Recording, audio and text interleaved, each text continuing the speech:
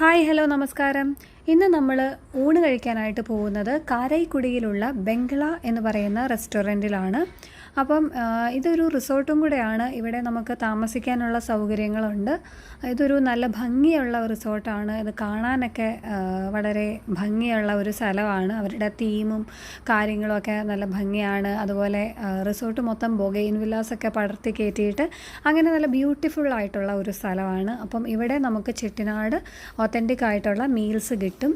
നേരത്തെ pre book ചെയ്യണം, എന്നാൽ മാത്രമാണ് നമുക്ക് മീൽസ് കിട്ടുള്ളൂ. അങ്ങനെ നമ്മളും നേരത്തെ പ്രീ ബുക്ക് ചെയ്തിട്ടാണ് അവിടെ ചെന്നത്. നമ്മൾ നോൺ വെജ് മീൽസ് ആയിരുന്നു പറഞ്ഞിട്ടുണ്ടായിരുന്നത്. അപ്പം അതിലവർക്ക് നോൺ വെജ് മീൽസിൽ എന്തൊക്കെയാണ് അവർ തരുന്നത് എന്ന് ഞാൻ പറയാം. വാഴ ഇലയിലാണ് തരുന്നത്.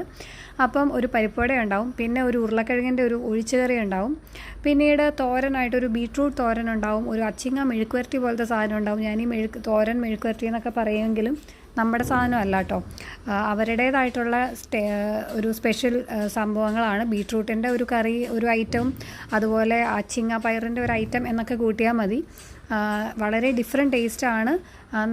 നല്ല ടേസ്റ്റ് ഉണ്ടായിരുന്നു. അതിനൊക്കെ വേറെ വേറെ ടേസ്റ്റ് ആയിരുന്നു. ആ ബീട്രൂട്ടും അച്ചിങ്ങയും ഒക്കെ നല്ലതായിരുന്നു. വെള്ളരിക്കയും പരിപ്പും കൊണ്ടൊരു കറി ഉണ്ടായിരുന്നു. പിന്നെ മാങ്ങയുടെ ഒരു മധുരക്കറി ഉണ്ടായിരുന്നു. അത് നമ്മുടെ തെരയുടെയൊക്കെ ടേസ്റ്റുള്ള കറി. പിന്നെ നമ്മുടെ സാലഡ് ഉണ്ടായിരുന്നു. അങ്ങനെ പോകുന്നു വെജിൽ ഐറ്റംസ്. പിന്നെ വെജിൽ അവർ 2 റൈസ് പ്രൊവൈഡ് ചെയ്യുന്നുണ്ട്. ഒന്ന് നമ്മുടെ പട്ടാണി സാദം, അതായത് നമ്മുടെ ഗ്രീൻ പീസ് റൈസും, പിന്നെ ഒന്ന് നമ്മുടെ മല്ലി സാദം കൊറിയാണ്ടർ റൈസും. അത് രണ്ടും ഡീസൻ്റ് ആയിട്ട് ഉള്ള 2 ഐറ്റങ്ങളായിരുന്നു, നല്ലതായിരുന്നു.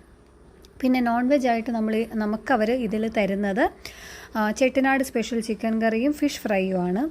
ഇത് രണ്ടും ഈ ഐറ്റങ്ങൾ രണ്ടും എനിക്ക് അത്രയ്ക്ക് ഇങ്ങോട്ട് ഇഷ്ടപ്പെട്ടില്ല എന്ന് വേണം പറയാനായിട്ട്. കാരണം ചെട്ടിനാട് ചിക്കൻ കറിയൊക്കെ ഇതിലും നല്ല ചിക്കൻ കറീസ് നമുക്ക് പല സ്ഥലത്തു നിന്നും നമ്മൾ അവിടെ നിന്ന് കഴിച്ചു.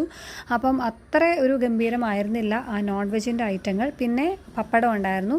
പിന്നെ ഇതൊക്കെ അവർ എത്ര വേണമെങ്കിലും നമുക്ക് തരും കേട്ടോ. കസ്റ്റമർ സർവീസൊക്കെ അടിപൊളിയായിരുന്നു.